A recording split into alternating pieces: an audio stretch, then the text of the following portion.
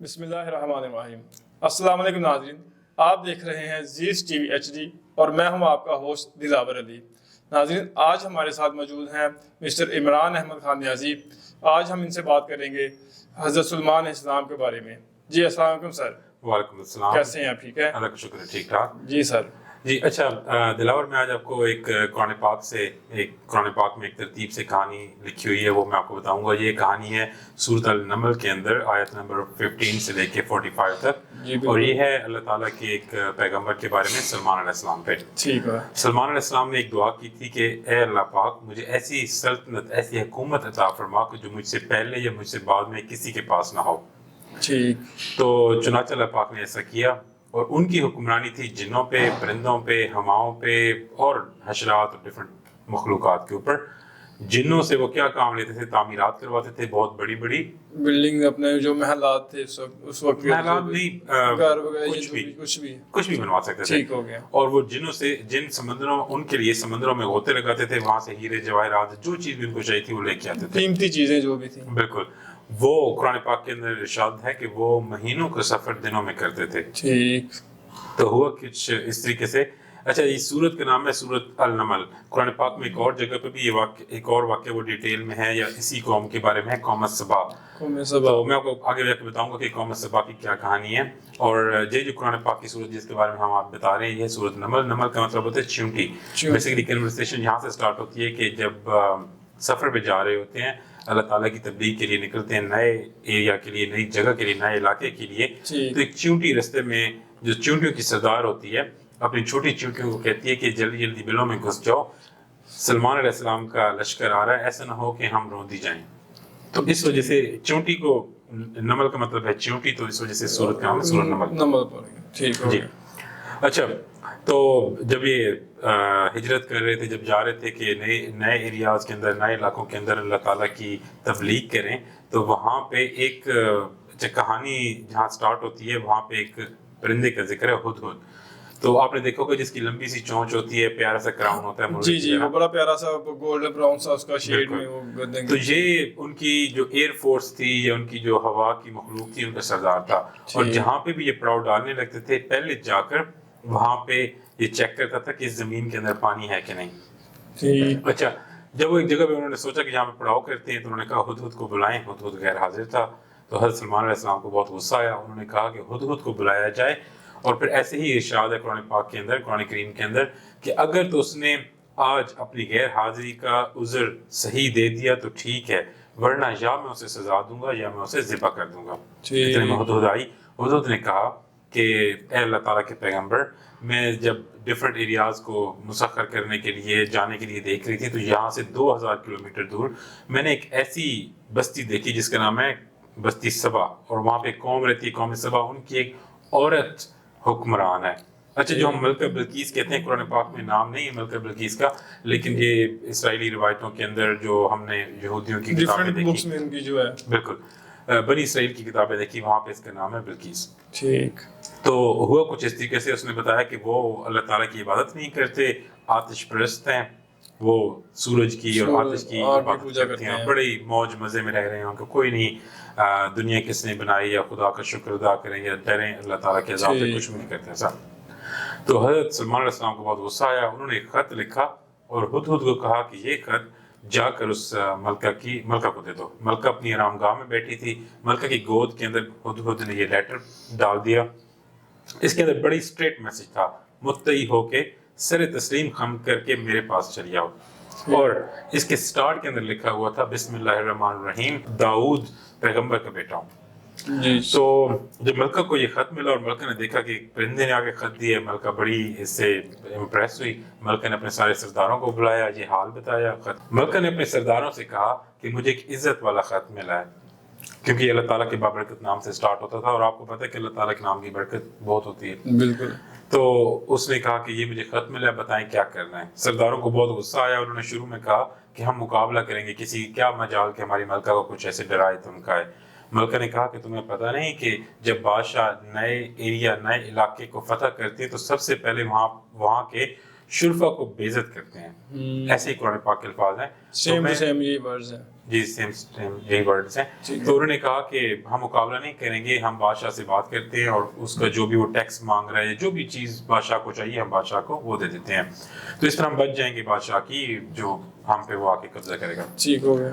تو انہوں نے کچھ اپنے خادموں کو اکٹھا کیا. خادموں نے وہاں سے کچھ اشرفیاں, ہیرے جواہرات, کچھ مہنگی مہنگی چیزیں اٹھا کے وہ چل پڑے کہ ہم جاتے ہیں سلمان علیہ السلام کو یہ گفٹ دیتے ہیں اور کہتے ہیں کہ ٹھیک ہے جی ہم آپ کو ٹیکس دیا کریں گے, ہم جو بھی عبادت کر رہے ہیں کچھ بھی کر رہے ہیں وہ ہمیں چھوڑ دیا جائے, ہمیں اس کے بارے میں سوال نہ کیا جائے. ٹھیک ہو گیا.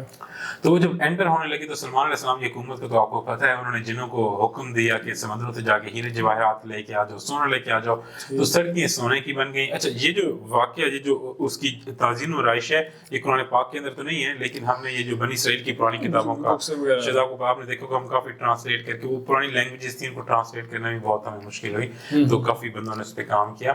تو انہوں نے جو سڑکیں تھیں وہ سونے کی بنا دیں, نہروں کے اندر ہیرے بہنے لگ گئے, سونے کے چاندی کے درخت بنے, اس کے اوپر ہیرے جواہرات کے پھل تھے, اور بڑا ایک ایسا منظر آگے جو شاید کبھی کسی نے دنیا میں دیکھا نہیں تھا. تو پھر انہوں نے یہ سارا منظر دیکھا اور انہوں نے وہ جو اٹھا کے پھر رہے تھے چیزوں کو, تو بڑی شرمندگی ہوئی کہ ہم تو یہ تو پاؤں میں لوگ رول رہے ہیں ان چیزوں کو. تو وہ آئے, انہوں نے بتایا کہ جی ہم تحفہ دینے آئے ہیں اور یہ سارا ہم ٹیکس دیا کریں گے اور ہمیں چھوڑ دیا جائے. حضرت سلمان علیہ السلام کو بہت غصہ ہے. انہوں نے کہا ٹھیک ہے اپنی ملکوں کو جا کے کہو کہ تیار ہو جائے, ہم اپنا لشکر لے کے آ رہے ہیں. ملکہ کو جیسے انہوں نے میسج پہنچایا, ملکہ نے کہا کہ اب یہاں پہ رکنے کا وقت نہیں, کیونکہ بادشاہ نے آ کے حملہ کر دیا تو پھر اس کے بعد ہمارے کچھ بھی نہیں بچ. تو وہ وہاں سے چل پڑیں اور انہوں نے ایک میسج بھیج دیا کہ میں آ رہی ہوں آپ کی سر خم کرنے کے لیے اور متی ہونے کے لیے آ رہی ہوں. جب وہ آنے لگے بھی شہر سے کچھ دور تھی سوری اچھا کچھ روایتوں کے اندر ہے کہ 2.5 کلومیٹر دور تھی اور کچھ میں 250 کلومیٹر دور تھی. اچھا جہاں سے یہ جو واقعہ تھا نا ہدہد کا اور ملکہ بلقیس کا, ان دونوں کے درمیان میں تقریباً 2000 کلومیٹر کا ڈسٹینس ہوگا. وہ اس وجہ سے کہ دیکھیں وہ یمن میں تھا, یہ جو قوم سبا تھی یمن میں آباد تھی, اور جو سلمان یروشلم میں تھے باب مسیح کا. اچھا مکہ جب آنے لگی تو حضرت سلمان علیہ السلام نے اپنے دربار میں کہا لوگوں کو کہ کوئی ایسا ہے کہ جو اس تخت کو لے کے آ جائے, کیونکہ جب ہدہد نے بتائی تھی بات اس نے کہا تو اس کا ایک بہت بڑا تخت ہے. اچھا ڈفرینٹ روایتوں کے اندر ہے کہ 50 فٹ چوڑا اور 30 فٹ لمبا, اس طرح کے ڈفرینٹ ہے, لیکن وہ ایک پتھر کا بلاک تھا. مطلب اس طرح کا تخت نہیں تھا کہ کوئی جس طرح آج کل دکھاتے ہیں یا لکڑی کا بنا کے, اس طرح نہیں تھا. وہ ایک بلاک تھا بہت بڑا پتھر کا یا لوہے کا, وہ بہت بھاری تھا. اس وجہ سے ان کو فخر تھا کہ ہمارا تاج, یہ ہمارا جو تخت ہے یہ کوئی نہ اٹھا سکتا نہ لے کے جا سکتا. ٹھیک ہو گیا. اچھا سوری تو سلمان علیہ السلام نے کہا اپنے دربار کے اندر کہ کوئی ہے تم میں سے جو اس تخت کو یہاں پہ لے کے آ سکے. تو ایک دیو ہے کل جن تھا.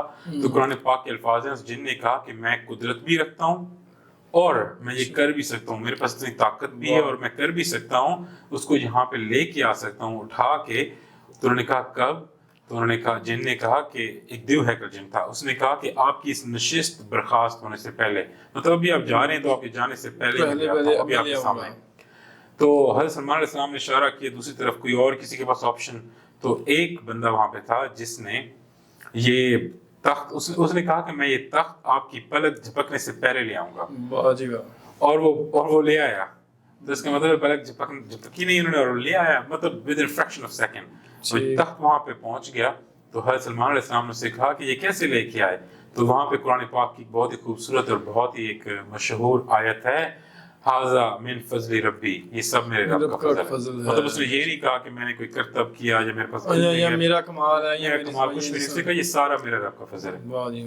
پختہ یقین ہے نا, پختہ یقین تھا. اب ایک چیز یہ دیکھیں کہ قرآن پاک کے اندر ہے کہ وہ بندہ کون تھا. اچھا یہ بنی اسرائیل کی کتابوں میں اس کا نام ہے آصف برکیہ, آصف بن برکی, ڈفرنٹ نام ہے کیونکہ لینگویج ڈفرنٹ ہے, تھوڑا سا چینج نام ہے. لیکن قرآن پاک میں اس کا نام نہیں. قرآن پاک میں یہ ذکر ہے کہ ایسا بندہ جس کے پاس کتاب کا علم تھا, یعنی کہ اس وقت تو زبور جی اس کا زبور تھی. تو جس کے پاس دیکھیں زبور کا علم تھا وہ اتنا کر سکتا ہے, اور قرآن پاک جو ساری کتابوں کی سردار ہے تو اس کا جس کے پاس علم ہو تو وہ کیا سے کیا کر سکتا ہے. تو جب وہ تخت آ گیا, ملکہ آ گئی وہاں پہ, ملکہ تخت پہ بیٹھنے لگی. تخت کی جو تعظیم و رائش تھی وہ تھوڑی سی چینج کر دی تھی سلمان علیہ السلام نے, کروا دی تھی. تو جب وہ ملکہ بیٹھی تو انہوں نے کہا اس تخت کے بارے میں کیا خیال ہے؟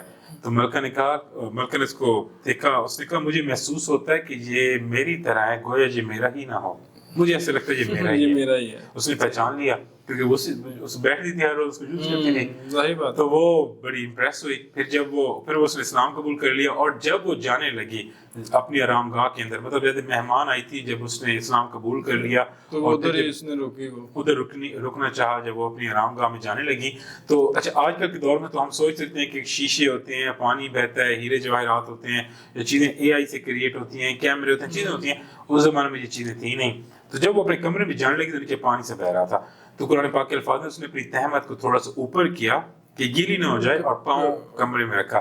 جب پاؤں رکھا تو اس نے دیکھا پاؤں گیلا نہیں ہوا، اس نے کہا یہ کیا؟ پانی کا فرش بنا دیا، پانی کا فرش بنا دیا، اس کو شیشے جو پتہ نہیں کیا ہوگا اس زمانے کی چیزیں۔ اور حضرت سلمان علیہ السلام کی حکمرانی بھی ایسی تھی کہ ہر چیز پاسبل تھی۔ اس زمانے کے اندر شیاطین کا انسانوں کے ساتھ بہت زیادہ انٹریکشن تھا، جیسے سورۃ البقرہ کے اندر آپ نے وہ پڑھا ہوگا کہ ایک دو ہاروت ماروت دو فرشتے تھے۔ اچھا ان کے بارے میں لوگ کہتے ہیں کہ فرشتے تھے، شاید اللہ تعالیٰ کا حکم نہیں مانا، نہیں۔